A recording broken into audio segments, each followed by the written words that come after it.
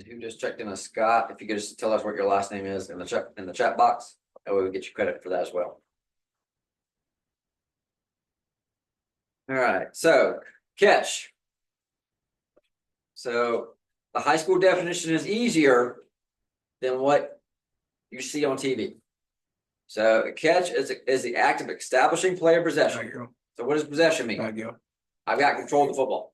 All right. So again, whenever you deem that they have control of the football, they have possession of a live ball which is in flight and first contacting the ground inbounds while maintaining possession of the ball, or having forward progress of the player in possession stop while the opponent is carrying the player who's in possession and inbounds. Okay, we don't really ever see that second part, but the first part here, a catch is simply establishing player possession of a live ball in flight, which means that I secured the football and first contact the ground inbounds while maintaining that possession. That is it. That's all it is. Okay. So there's nothing else. You know, there's no surviving the ground. There's no football move. There's no any of that other stuff. There's none of that. All right, it is player possession of a ball in flight and contacting the ground inbounds. And when I contact that ground, I still have possession. That's all it is. So if I get a foot down inbounds in possession, and when my foot hits the ground, I still have possession, then it's a catch. Doesn't matter what happens after that. Okay. If I get a knee down and I got possession, then that's a catch. Okay. Catching is always preceded by touching the ball. Thus, if touching causes the ball to become dead, securing possession has no significance. So if I'm out of bounds and I touch the ball and then it bounces off my hands and James is inbounds and he catches it, is that a catch? No, because I'm out of bounds. As soon as I touch a loose ball that's out of bounds, the ball is dead. Out of bounds, dead. Yep. Simultaneously catch or recovery is a catch or recovery in which there is joint possession of a live ball by opposing players who are in bounds. So Sam and I are on the same team. And we both jump into the air and we catch the ball. And we land inbounds. Is that a simultaneous catch? No, because we're on the same team. All right. So that's a very easy true false question. Okay. somebody ran the wrong route. Yes. Yeah. But that's a very easy true false question. FYI. Okay. So it's opposing players who are inbounds. So James and I are on separate teams. And we're battling for a pass, you know. And he's out of bounds and I'm inbounds. And we both touch it at the same time. Is that a complete or incomplete pass? Incomplete, because he's out of bounds. We just said catch is always preceded by touching. So if he touches it and nobody has possession of it, then he's out of bounds. The same thing can apply to a fumble recovery, right? So it says catch or recovery. What does recovery mean? That means recovering a loose ball means it's already hit the ground, right? So if you've got two people and try to recover a fumble, and one of them is laying out of bounds when they touch it, and nobody clearly has possession, that ball is what? Dead. But if James and I were on separate teams, we're laying on the ground, we dive for a fumble together, and we are ruled to have simultaneously recovered the football, then we have the rule book will tell us whose ball that would belong to. Okay. But as long as we're both in bounds and we both have possession of it together, then that's what we call simultaneous recovery.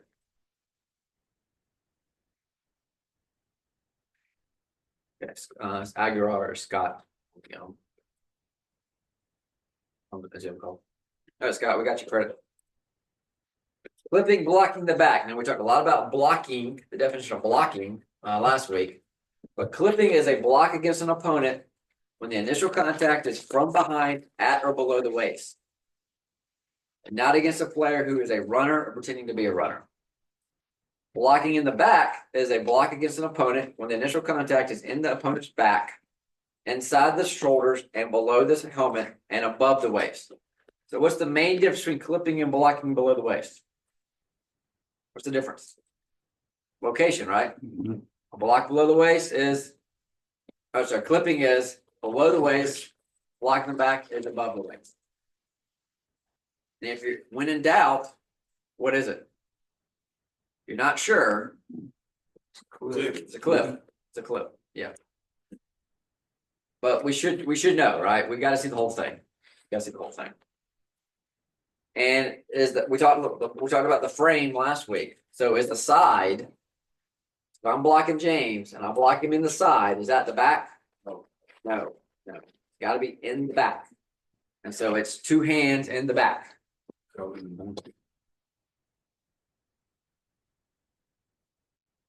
Conferences, coach referee conference. So the referee confers with the coach at the sideline in front of his team box in the field of play. We talked about this Monday night. John is not going to go into this side, into the team box area. He's going to stay in the field of play. All right. And he's not going to step in the white. He's going to stay in the green. And likewise, he's not going to allow him to come all the way out on the field. Yes. Yeah. We're not having this at midfield. We're not having it at the, so wing officials. See the coach coming. There you go. Okay. You got to walk him back. And referees, if he wants to have a conference with you, you've got to walk him back to his sideline. Okay. So don't touch him. Don't push him. Okay. Don't chest bump him. But just walk him, just as he's yelling, just walk. Okay, just walk, and they will follow you. Okay, they will turn and they will come with you. All right, and then once you get to where you're supposed to be, then you can listen to what he's saying. But we're not going to do this out in the field. You know, walk them back. Authorized team conference. There's two types. So we have the outside the 9-yard marks and between the 9-yard marks. For the new officials, when we say 9-yard mark, what do we mean by that? It's the top of the numbers, right? So it's 9 yards from the sideline to the top of the numbers. But where you will be going, it may not be 9 yards, okay? But that's where it's going to be. Is you're going to say it's 9 yards. There may not be numbers. Numbers. If you don't have the numbers on the field, there's supposed to be a little tick mark, Right. 9 yards from the sideline. Okay, just you know, just know there's two.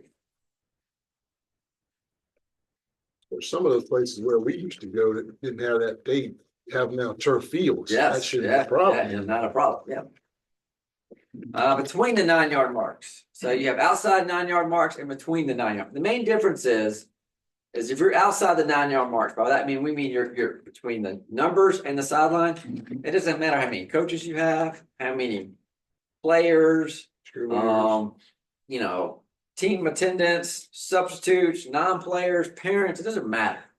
All right. What they have. They can have on headphones, headsets. They can use iPads. They can do all of it. All right.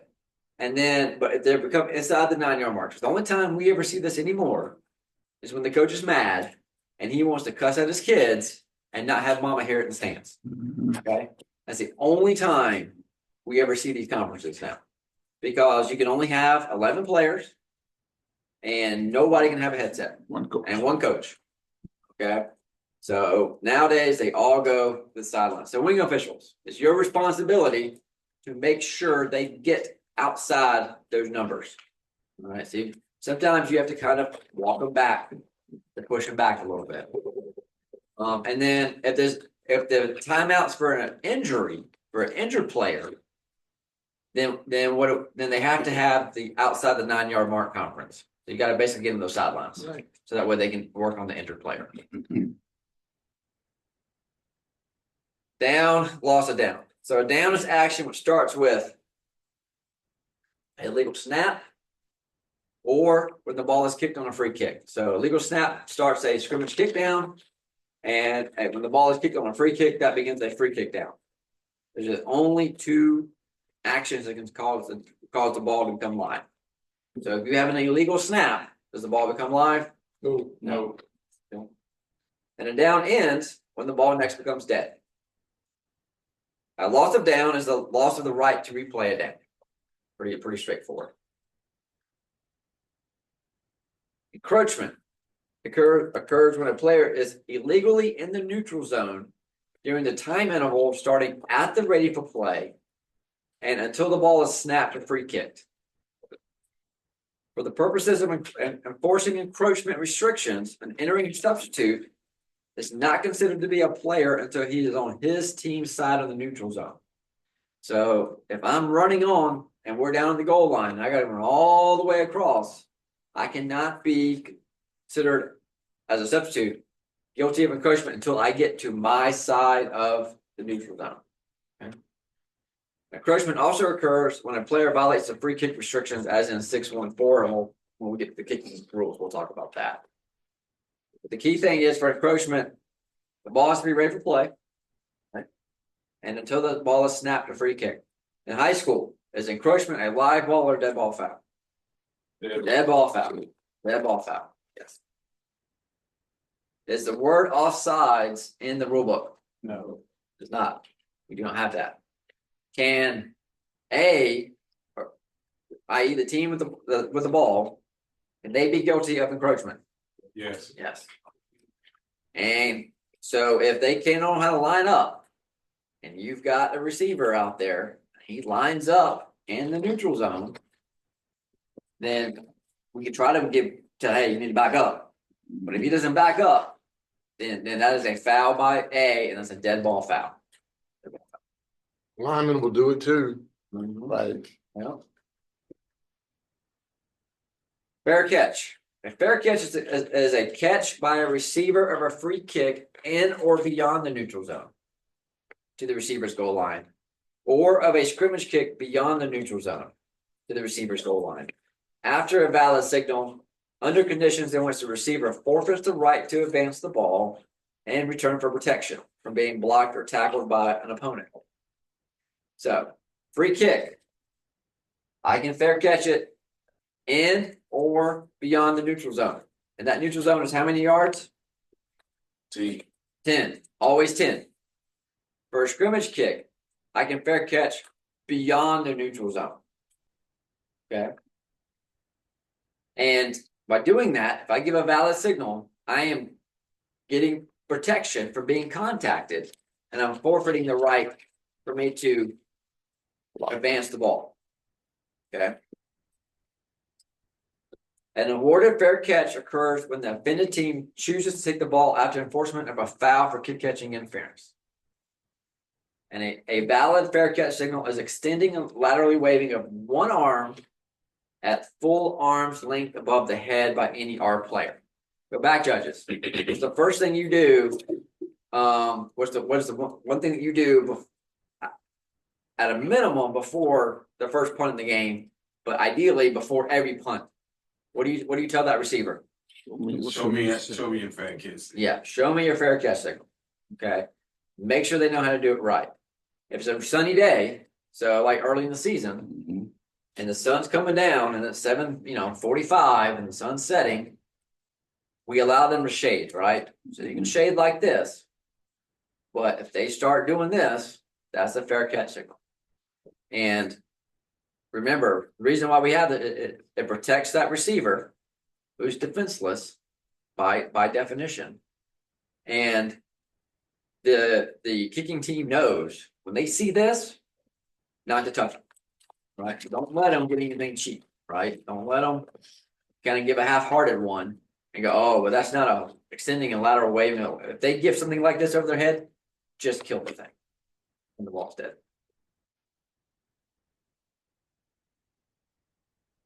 And an invalid fair catch signal is any signal by a receiver before the kick is caught or recovered that does not meet the requirements of a valid signal. After the kick has touched the receiver, after the kick has touched the ground. So if it's touched the ground or receiver, and I give a signal, is that a valid fair catch signal? No. An illegal fair catch signal is any signal by a runner. And so when we say runner, what does that mean? Possession. Now that means the kick is ended, right? Yeah. So it's after the kick has been caught or after the kick has been recovered. when we get into rule 4, and we talk about when the ball is dead, a fair catch signal that a valid or invalid fair catch signal does what to the ball? Okay, dead. It's dead as soon as it's possessed, right? So not when it's muffed, but when it's possessed, the ball is dead. Just because Sam and I are on the same team, Sam gives a fair catch signal and I catch it. Is the ball still dead? Yes. Yes. Is that a fair catch? No. No. No. Am I protected? No. No. You didn't get the signal. I'm not. I didn't get a signal. So the player that gives a signal is protected. Okay. But the ball is still dead. If I give an illegal fair catch signal, is the ball dead? No. No. Because why? The kick is ended, right? Yeah. Yeah, I'm a runner. So it doesn't matter. I can do whatever I want. And they can still hit me. Okay. Fundamentals. 2 downs. A down begins when the ball becomes live. It ends when it becomes dead. Pretty straightforward, right? So the ball is either live or dead. One or the other. Can't be in between. Whether the next down will be first is determined at the time the ball becomes dead and after considering the effect of any act except a non-player or unsportsmanlike foul which occurred during the down. Okay. A lot of words. Basically, you're not going to, we have to consider the action during that down to determine if the team is going to be awarded a new series or not. Okay. So the easy example is on 4th down, Sam Davis stops me short, makes a great tackle, and then lets me hear about it. You know, it gets in my face. He's doing a dance. You know, he's doing all sorts of stuff. So we flag Sam Davis. Well, his team still gets the ball 15 yards backwards after we flag him, but it's still going to be 1st and 10 for Sam Davis. Okay. That's on 4th down. On 3rd down, he stops me short, does his little celebration. We flag it. The down's not going to be first based on the action during the down, but it will become a 1st down after we enforce his penalty. Okay. That's the difference between 3rd and 4th down. The fundamentals is still the same. He stopped me short of the line of game on 3rd down. But so it will still be, it will not be a 1st down. But when we enforce his penalty under a different set of rules, then that's when it would be 1st down. If R is first to attempt a scrimmage kick beyond the neutral zone, a new series would be awarded the team in possession at the end of the down. Unless there was a foul before the kick and the penalty was accepted, or there was a double foul, or there was an inadvertent whistle during the kick following the touching by R. Okay, so if I touch it and I'm R, I'm the receiver, and I'm beyond the neutral zone, and the kicking team falls on it, then you got a new series for K, right? If nothing else happened. But if there's a foul before the kick and the penalty is accepted, To change that. okay. Shame. Before the penalty was accepted, then basically that touching is going to be, because that penalty is going to override that touching, the penalty enforcement. If there's a double foul during a kick, what do? Automatic replay the down, right? Yeah. Automatic offset. Or there's an inadvertent whistle during the kick, following the touching by R.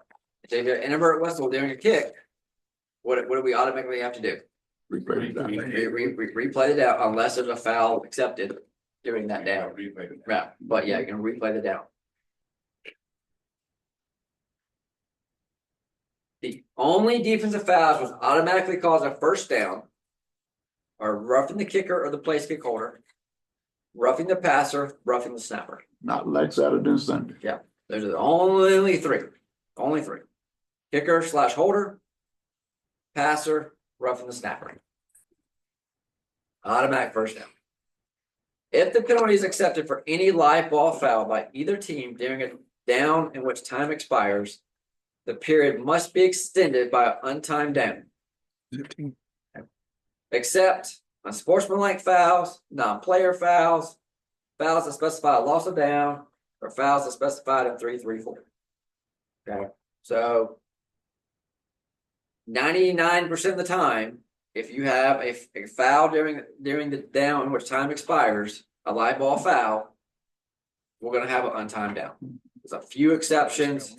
We don't really see this very often, but keep in mind when you may see this at the end of a half, or so in the first half or the second half. Last play of that half, you get an unsportsmanlike foul. Okay. If it occurs at the end of the first half, do we extend the down the quarter? No. Do we enforce that foul to start the second half? Yes. Yes. If that occurs on the last time down in the fourth quarter, is there anything we can do about it? Nope. Unless Nope. it's overtime. Unless there's overtime. That's right. Unless there's overtime. Yep. And then the loss of down foul. So what are those? Legal touching. Legal touching, legal forward pass, and legal forward handing. So you've got 3 that are automatic first downs, and you got 3 that cause a loss of down. So if I throw an illegal forward pass on the last play of the fourth quarter, do I get to have untimed down? No, No. that's why you would do it. And 3-3-4, that is when fouls with penalty enforcement option on the succeeding spot or kickoff. So last play in the third quarter, I throw a touchdown pass to Joe Hightower. Joe Hightower gets excited, and he spikes the ball. Okay, so that's unsportsmanlike, right? So we're going to extend. No, we're going to have the try, right? Or what's the other option that B has? It's unsportsmanlike. Take it on the try. Can they take it on the try? Can they take it on the kickoff? Yes. Yeah. Yeah, they can. They can. All right, but we're not going to extend. I'll throw a touchdown pass to Joe Hightower, and Dave Demery's trying to cover Joe Hightower for some reason, and just knocks him down. But Joe still makes an amazing catch. Amazing catch, right? So we got a pass interference foul on Dave Demery. In high school, does Joe get to accept the foul, take the points, and accept the foul? Yes. He does. And what are the options? Try or the succeeding kickoff. So if he chooses the succeeding kickoff, are we going to extend the period? No. No. We'll still have the try, and then we'll flip sides, enforce the foul, and then we'll start the next quarter. Try is always a part of that. Yep. Yeah. Remember this one. No series can ever start on a down other than first. All right. That is a true false question. You will see. I've seen it every year for God knows how many years. No series can ever start on a down other than first. So Sam Davis picks off my pass. He's running down the field. He saw something on Sunday that thought looked pretty cool where he flipped it to a teammate. So he thought he was going to flip it to Rico. Problem is he threw it forward to Rico. Yeah. All right. So, and then Rico gets tackled after like 2 yards. But Rico's not any faster than Sam. So that is an illegal forward pass, which includes a Also down. down. But that's a change of possession. We're going to force the 5 yards, but that series is going to start on what down? First. So we're going to ignore the loss of down aspect. If this was the last play of this first half, and this happens, okay, are we going to extend the quarter? No. No, but you just said we're gonna ignore the loss of down aspect. We ignore the loss of down aspect for starting a new series, but we do not ignore the loss of down aspect for the foul itself when it comes to the quarter, if that makes sense. Mhm. So if you're ever starting a series and the down box says second, somebody's wrong. Something's wrong. Somebody's wrong. Okay, somebody's wrong. All right. And depending on who the linesman is, it may be the linesman's wrong. The box guy is just doing what the linesman says. Whose responsibility is it to know the down? so far as the officials are concerned. Everybody, Good, everybody. everybody. So after every play, Mhm. we should be communicating the down. And when does this get messed up the most? After, After penalties, after penalties. And who's most likely to forget what down it is after a penalty? the referee, Referee. All right, and that is because if I don't see, if I see a play and I see the down end and I've already flipped my down indicator on my hand. right, And then John comes running up to me. I got a foul. Okay. So I look down. Oh, look, it was second down. You know, and so we're gonna replay second down. Or they're gonna decline it. So now it's gonna be third down because I just had second on my finger. Oh, I've already skipped ahead. So pay attention to what your referees are announcing. Okay, and if you don't have a stadium mic, watch their hand signals. Because when the referees should, when they give the signals at the end, they should indicate what? Their fingers, what down there is. And if they say it's gonna be third down, and you go, that ain't right, it should be second down. Kill it, run in, and talk about it. right, Talk about it. Line judges. You look across right, and you see the wrong down on the box, and they're about to snap it. You go, we'll just wait till after this play. We'll fix it after that. No, kill it. Run across and get it fixed. Back judges, if you see the wrong down on the box, and there's only like 3 seconds left on the play clock. Oh no, I don't care. Kill it, just get it right. exactly. You just got, yes, you may have bailed out A for, to avoid a leg game. So be it. But we gotta make sure that down box is correct. Yes, That is correct. Linesman, what do you need to instruct the box guy to do? wait Pay until you tell him to turn it. Wait until you Not tell him, change the down until I tell you to, yes, because the referee can lose track, right, but the down box guy can see an incomplete pass, flip it. So like it's first down, flips the second down, not knowing there's a flag on the ground, and then he doesn't flip it back. So when the crew looks over there, they see second down. Yeah. So again, these things happen. We'll have videos when we get to this, when we get to this on the topics. These things happen. So just remember, no series can ever start on a down other than the first. And then it's crucial to know every single play what the down is. What the down is. That concludes my portion. Any questions? All right. So I'm gonna turn over to Sam, Joe, Demery. For those online, this will end the Zoom portion. Because they will transition to the field. As it looks like River Bluff is done scrimmaging or playing today. right. And we will see y'all on Monday.